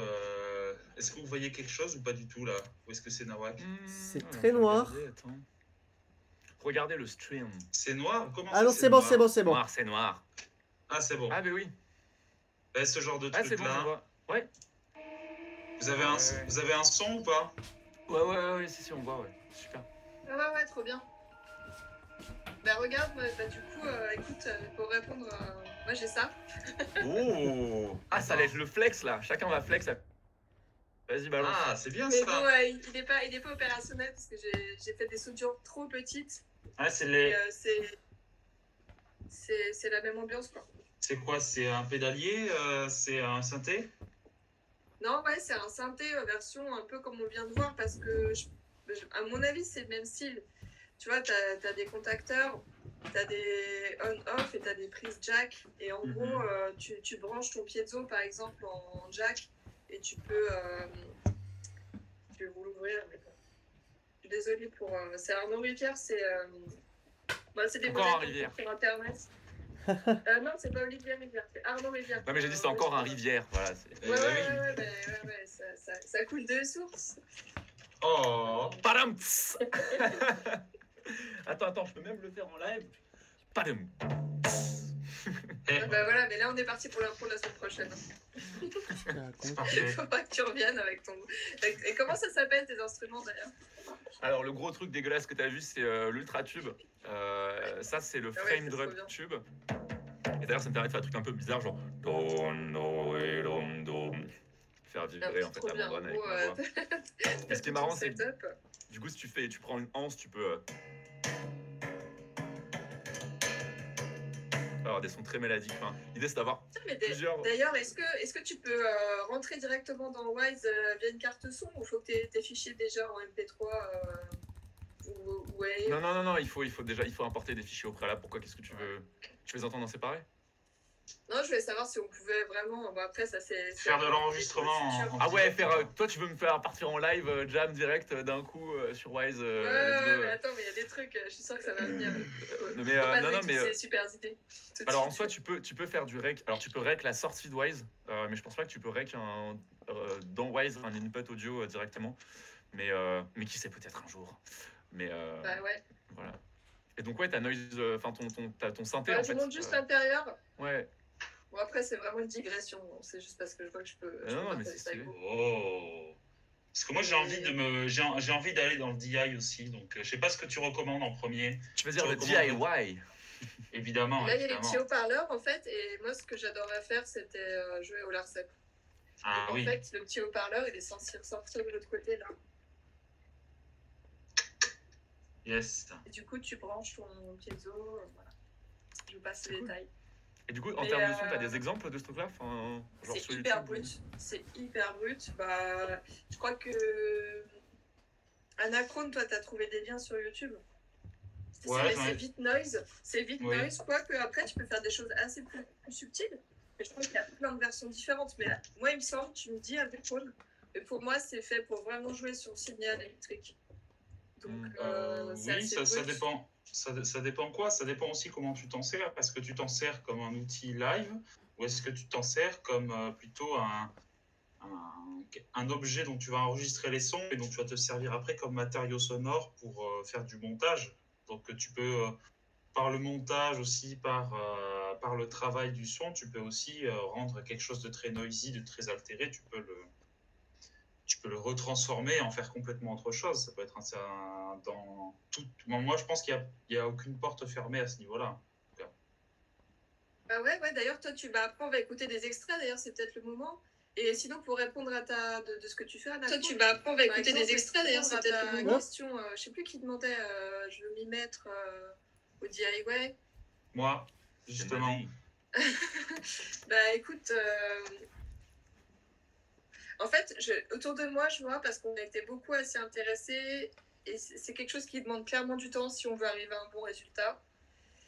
Et après, on n'est pas tous égaux, parce que il faut avoir une certaine dextérité, y compris pour la question de la soudure, qui est vraiment cruciale.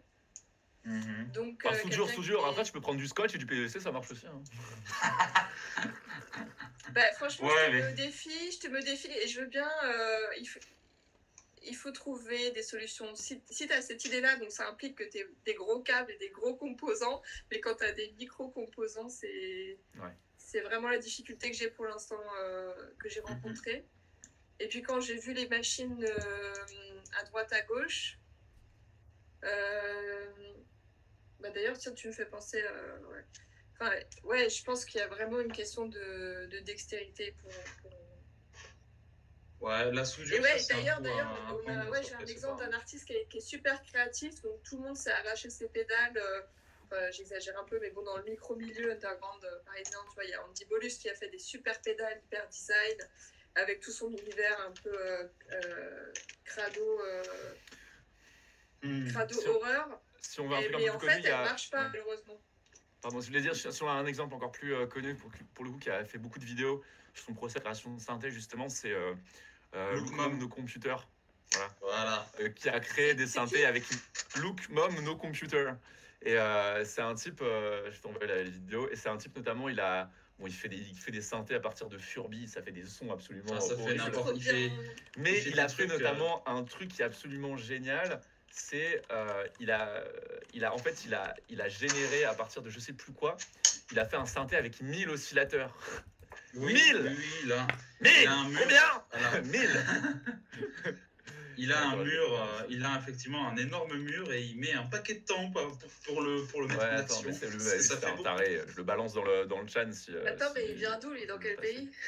Il vient de la Grande-Bretagne et du pays du shit, parce que, à mon avis, pour avoir des idées pareilles, c'est... Et il a un musée qui s'appelle This Museum is Not Obsolete, qui a l'air incroyable.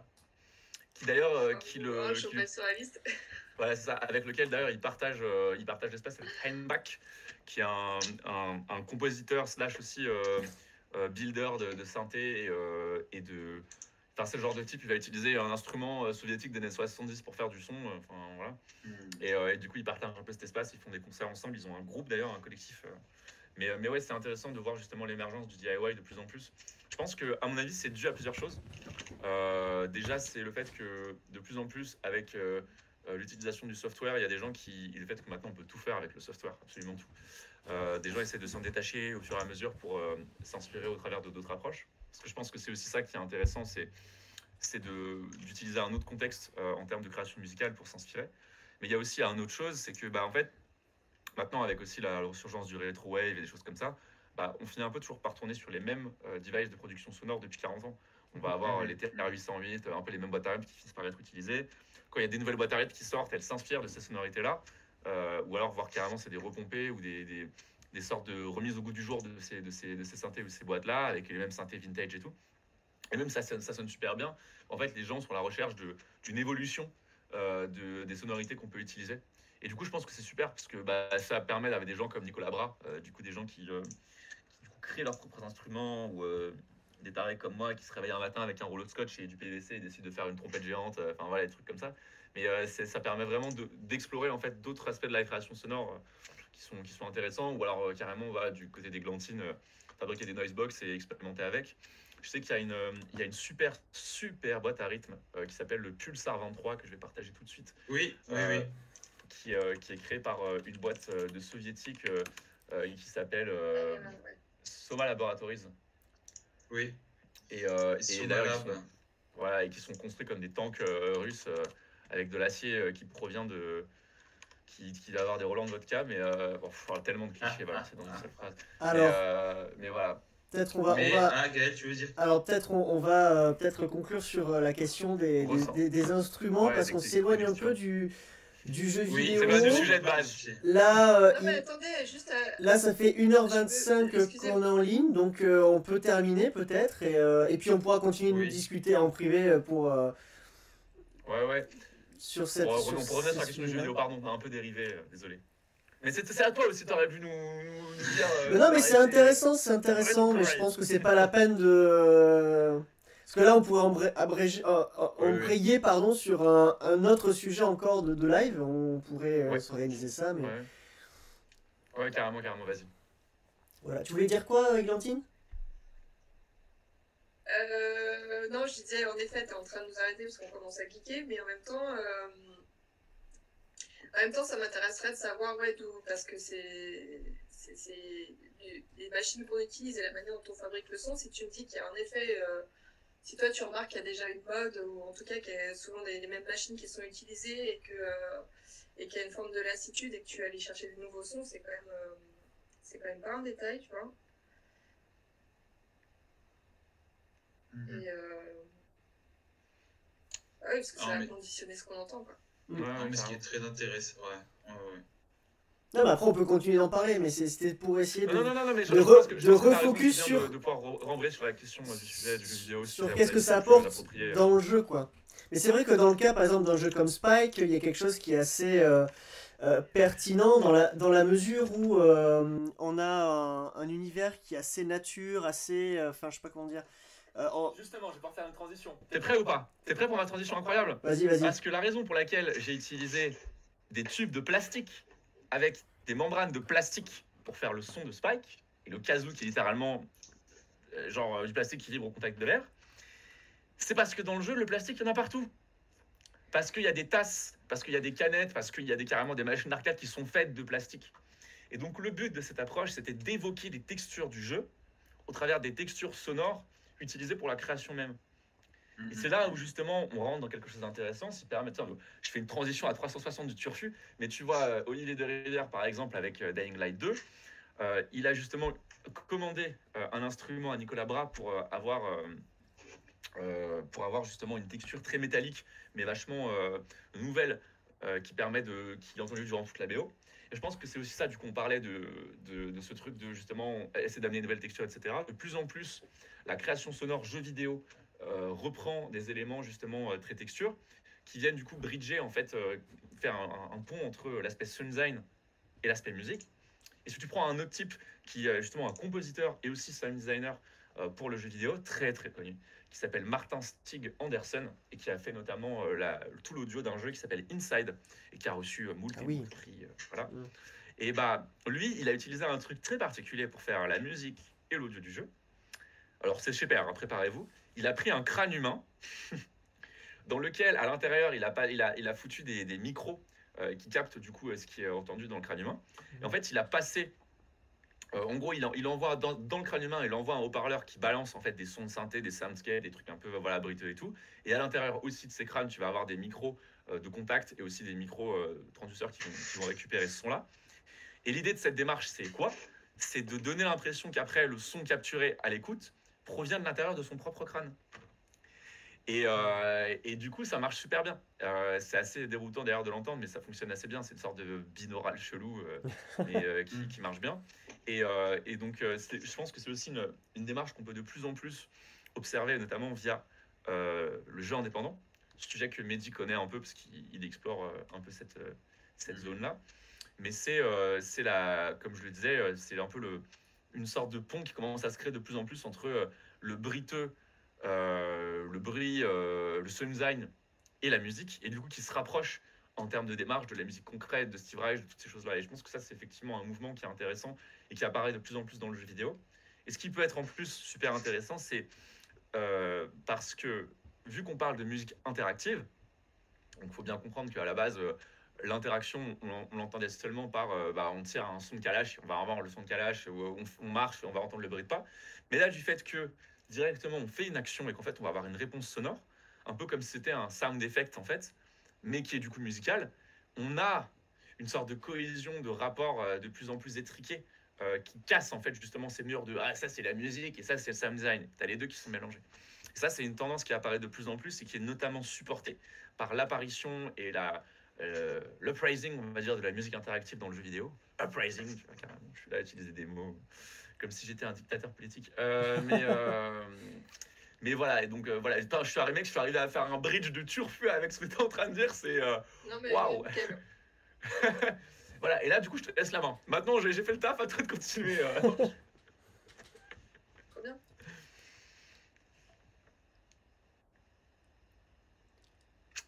Voilà. Et en Léo fait, c'est un nouveau genre musical presque. Hein. On pourrait dire ça, mais ouais, carrément. Carrément. Et je pense que c'est, en fait, pour ce que tu dis comme nouveau genre musical, c'est là aussi où je pense que c'est intéressant parce que le cinéma a tendance à hiérarchiser depuis des années ce délire de là on va faire de la musique électronique et là on va faire de la musique orchestrale et quand on utilise de la musique électronique, waouh, c'est incroyable, c'est tellement original, waouh. Alors que bon, c'est pas aussi simple que ça et ça peut être beaucoup plus riche. Et par exemple, Olivier de Rivière, encore à parler de lui, mais sur un jeu qui est sorti en 2012 qui s'appelle Remember Me, figurez-vous, il a une idée de génie. Et c'est d'utiliser. Donc le jeu, en fait, c'est quoi? C'est un jeu de sci-fi, d'ailleurs, dont l'univers a été inventé par Alain Damasio. Non mais de toute façon on dit plus une idée de génie, on dit une idée de rivière maintenant, donc c'est... Ah voilà, exactement. Glouglou, il y a des blagues, hein. Ouais, Il y a des blagues à faire. Mais donc, en gros, ce qu'il a fait, c'est que le jeu se passe dans Néo-Paris, donc contexte parisien, contexte assez classique, musique, etc. Mais dans le futur, donc avec de la musique électronique. Donc, ce qu'il a décidé de faire, ce monsieur, c'est de blend de la musique électronique et carrément d'enregistrer un putain d'orchestre, parce que pourquoi pas. Mais la façon dont il le fait, c'est qu'il va d'abord faire une composition très orchestrale, donc enregistrer cet orchestre, etc., le London Symphonic Orchestra, pas n'importe quel orchestre. Et ensuite, il va le tweaker à l'intérieur de Wise avec des effets de glitch, des machins, etc., un peu à la Haut-Taker, justement à l'approche un peu musique électronique et tout. Et pourquoi il fait ça? Parce que c'est pour expliquer dans le jeu Remember Me, c'est un jeu qui parle de la mémoire, où en fait, on va avoir des souvenirs qui vont être en gros pouvoir être vendus ou récupérés, où on va pouvoir genre s'incorporer les souvenirs de quelqu'un d'autre avec l'impression que c'est nos propres souvenirs. Et donc il y a un peu cette idée de manipulation des souvenirs, manipulation de quelque chose de naturel. Manipulation aussi et évolution d'un environnement très traditionnel comme Paris qui du coup devient de plus en plus sci-fi. Et donc du coup, il transforme et il corrompt la musique par l'électronique avec ce système-là. Et donc je pense que c'est là où justement c'est intéressant d'en parler, mais effectivement, le jeu vidéo, c'est un truc où on a tellement des projets, des univers originaux qui émergent que parfois, en tant que compositeur, on doit se retrouver à créer un style musical, un genre musical vraiment tailor, enfin complètement adapté au jeu. Et ce qui vient que même si on peut choper des inspirations un peu à droite à gauche, parfois, en fait, ça pousse à avoir des créations, des concepts, des styles de plus en plus originaux. Et je pense que c'est aussi ce qui fait l'attrait de la musique de jeux vidéo de la part du grand public et qui l'écoute. C'est que c'est pas un style prédéterminé, mais il y a vraiment chaque jeu en fait va avoir sa propre identité musicale, son propre style, et ce qui du coup est super intéressant en termes d'un point de vue utilisateur, d'un point de vue consommateur, je dirais. Ouais, puis moi je me demande aussi dans quelle mesure la musique de jeux vidéo, intrinsèquement, elle n'est pas un peu contrainte aussi à se réinventer un peu tout le temps, dans le sens où on voit que dans le cinéma, enfin après, quand je dis le cinéma, c'est le cinéma hollywoodien, le cinéma industriel, que en fait ils sont dans des espèces d'impasses de composition parce que ils prennent des musiques préexistantes et ils contraignent les compositeurs à composer dessus des choses. Au final, Non mais déjà, dans le cinéma hollywoodien, il y a un truc qui va pas et qui moi me choque de manière générale. C'est que déjà, l'exemple, la quintessence pour moi de ça, je vais prendre un exemple très récent, c'est El Famoso Avatar 2, bien sûr. Allez, c'est parti. Je suis tellement ready pour cracher sur ce film. On est parti, la Médici. Allez, je suis avec toi. Après, allez, vas-y. Alors après je dis ça, mais les jeux vidéo AAA font pas forcément mieux non plus. Hein. C'est-à-dire que Olivier de Rivière, ils font pas mieux. Mais il va pas trop. Non mais le truc qui m'a choqué, truc tout con, hein. Il y a de la musique tout le temps. Ça ne s'arrête jamais. C'est un truc de fou. Mais c'est pas le pire, parce que si tu veux commencer à parler, excuse-moi, j'étais prêt à rentrer dedans, mais vas-y, continue. Non mais oui, C'est un truc, moi, ça m'a vraiment choqué, quoi. Ça m'a vraiment choqué. Et moi, j'avais deux exemples qui me venaient en tête en deux contre-exemples. C'était les films de Miyazaki et les jeux vidéo. Et je pensais, quand je regardais tout le long de la séance, quand j'étais au Cinoche, je regardais ça et je pensais à certaines scènes de Miyazaki où tu avais du silence complet, tu n'avais même pas un bruit de vent pour combler l'espace, ou tous les endroits, des fois dans les jeux vidéo, où tu es dans des zones un peu mortes, où tu marches, où tu papillonnes, et tu as très très peu d'éléments en fait de son, mais c'est très, très épuré, c'est très... et où ça aère, quoi. Tu vois, ça aère. Et là, du coup, j'étais là en face de ça, mais de la musique partout, et des trucs toujours, et surtout des procédés musicaux qui sont, mais... grossiers. Qui a été vu et revu 15 000 fois, quoi. Mais alors, ils sont vraiment grossiers. Il y a un exemple, moi, qui m'a frappé, où là, vraiment, j'ai levé les yeux au ciel. Il y avait une espèce de scène de combat où on voyait deux navires, un vaisseau. Le vaisseau, il arrive, il bute un navire. L'autre navire, il va buter le vaisseau. Là, bon, jusque-là, c'est pas le truc le plus compliqué du monde.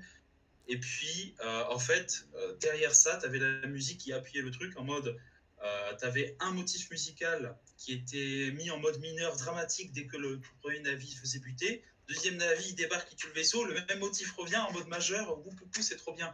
Et toi, tu vois ça, tu te dis, mais mon Dieu, mais quelqu'un qui est en première année d'orchestration, il fait ça, il se fait détruire. Quoi. Je sais pas, il me dit, mais c'est bon, c'est bon, on n'a pas... Tu nous prends pour des cons, en fait. Moi, je me suis dit, alors, mais James Cameron, tu nous prends pour des cons. Je pense qu'à mon avis, l'idée, même si elle est assez simple, je le reconnais, peut être intéressante dans son utilisation, même si après, on peut apporter des trucs et tout. Par contre, pour moi, le vrai problème, alors, effectivement, je suis complètement d'accord avec toi. Déjà, cette musique ne sait pas fermer sa gueule. Et ça, c'est aussi un problème. C'est pas dû au pauvre compositeur qui a dû faire 4 heures de musique, dont 2 heures cutées, parce que James Cameron, c'est le kiff, c'est son kiff. Alors, on fait attention à son vocabulaire, on est sur Twitch quand même. Hein. Pardon, excusez-moi. On va faire 9 heures de film et on va décider d'en cuter 6 avec les VFX parce que c'est drôle. Mais non, c'est un autre problème. C'est l'instrumentation. Parce que Monsieur Cameron, du haut de sa grande tour d'ivoire, jusque pour représenter le planète alien, quoi de mieux qu'utiliser des flûtes indiennes ou je sais pas quoi, ou des instruments qu'on a déjà entendus 15 000 fois dans Laurence d'Arabie, parce que forcément ça fait alien à partir du moment où c'est des instruments qui viennent de l'Orient. Serait sous l'approche légèrement de là au racisme, il y a un petit pas. Mais non, voyons. Mais voilà. Ne dis pas ça. C'est faux, regarde. C'est pas de l'Orient. C'est pas de le langage des navires ressemble de très très près à s'y méprendre à l'africain. Donc voilà, il y a. Voyons. On va pas rentrer sur ce terrain, mais tu vois ce que je veux dire. Je peux pas te laisser dire une telle chose. Voyons, ce sont des coiffures. D'abord, ce sont des coiffures maoris qu'ils ont, pas arabes. Oui, voilà. Non, mais je pense qu'on a compris sur les Maoris, pas sur les Africains. Sans rentrer dans un tacle massif de James Cameron, même s'il le mérite. Si. Je pense que le problème qu'on peut identifier au travers de ça, de problématique plus générale, c'est qu'effectivement, Hollywood a tendance, dans le film d'action, déjà à avoir très peu de maturité et de recul sur son média et sur l'utilisation de la musique dans son média. Là où le jeu vidéo est un média beaucoup plus jeune et qui a énormément d'autres contraintes, comme justement l'interaction, le changement de scène à répétition, qui n'est pas contrôlé par un caméraman, mais bien contrôlé par le joueur. Parce que c'est bien ça la particularité du jeu vidéo, c'est que c'est le joueur, le caméraman, et pas James Cameron. Non, surtout le monteur. Le monteur, surtout, c'est le temps. Alors, il y a la caméra, et il y a le temps, surtout, qui n'est plus un temps figé. Un temps... comment il appelait ça, Tarkovsky? C'est plus un temps scellé. C'est en référence à Tarkovsky, mais un temps relatif, quoi, relatif aux joueurs. Ouais, mais exactement. Et d'ailleurs, Tarkovsky, grand homme. C'est seulement, il avait été encore vivant de nos jours, il aurait fait des super jeux vidéo. Ah, mais oui. Mais d'ailleurs, il y a un jeu vidéo qui s'appelle Stalker, mais bon, bref, rien à voir. Mais ouais. Bientôt le 2, bientôt le 2. Je pense qu'effectivement, c'est important de la souligner, c'est ce rôle central qu'a le joueur au sein d'une expérience. Alors après, évidemment, on va avoir des jeux qui sont plus ou moins linéaires. Mais là où tu vois, moi, c'est un parti pris que j'ai choisi d'employer dans Kite Kid, le jeu que j'ai montré brièvement avec le cerf-volant, le machin et tout. C'est que même si c'est un jeu qui est très linéaire et qui se passe sur rail, je voulais une forme d'interaction qui soit très présente.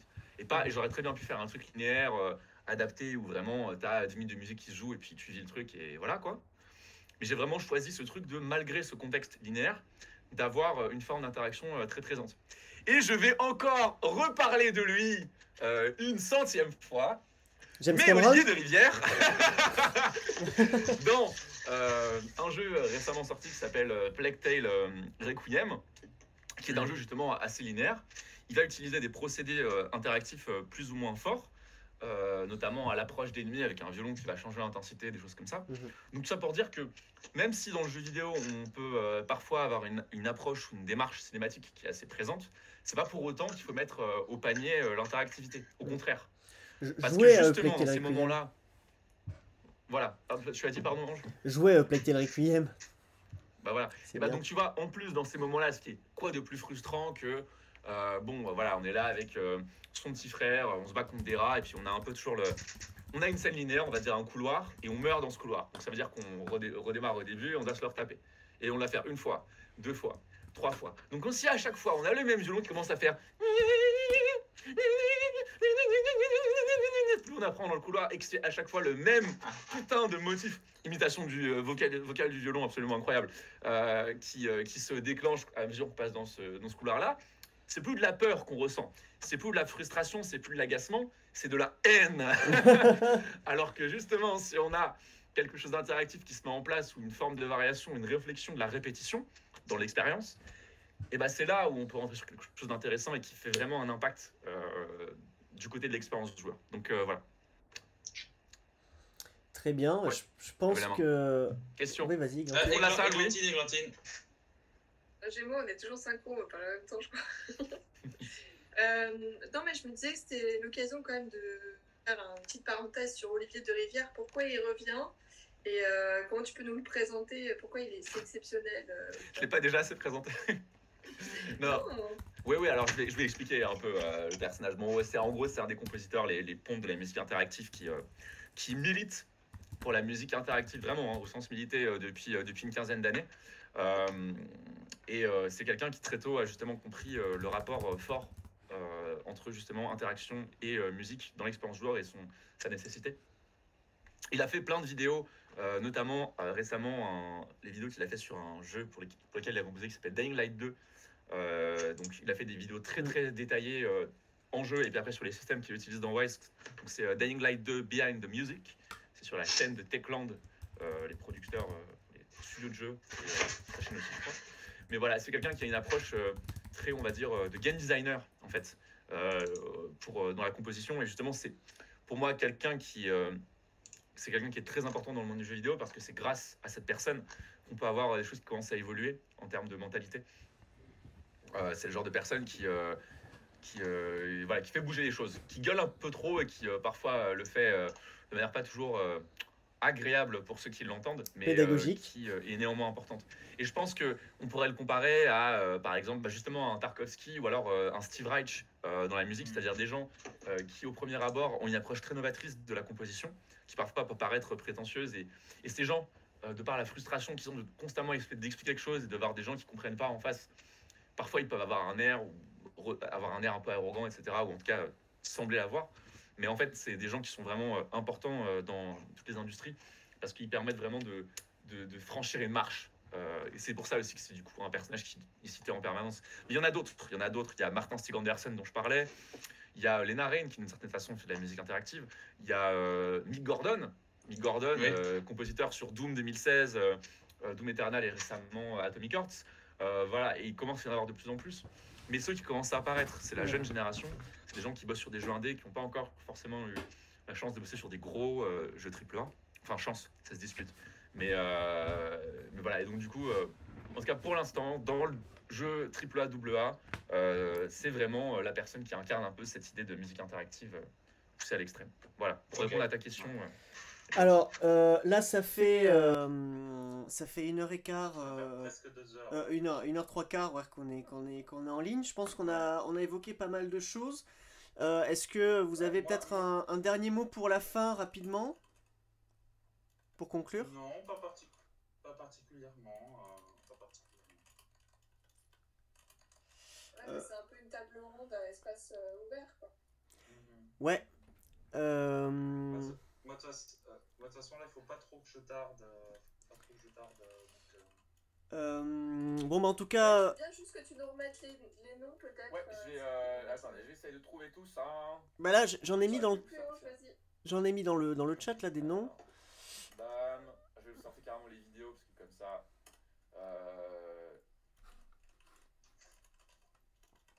Hop. C'est incroyablement incroyable comment ce mec, je lui fais sa pub, mais d'une façon éhontée.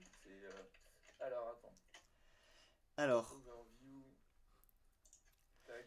Je vais essayer de trouver. Je vais juste balancer la playlist en fait de Behind the Music, blablabla, blablabla. alors je vais lancer un Voilà, raid c'est même bon, si hop. je vais lancer un raid même si on a peut-être que 3 spectateurs. Voilà. Entre joueurs du grenier, Ponce et des talk shows québécois. Les talk shows québécois, c'est pas mal quand même. Voilà, déjà, on va sur le deuxième lien que je vais partager. Vous allez avoir pas mal d'informations sur la composition interactive et son importance dans les jeux vidéo. Voilà. Bon, bah merci à vous trois. Moi, je suis content parce on a évoqué pas mal de choses assez importantes. On a pas mal parlé d'Olivier de Rivière, mais pas que.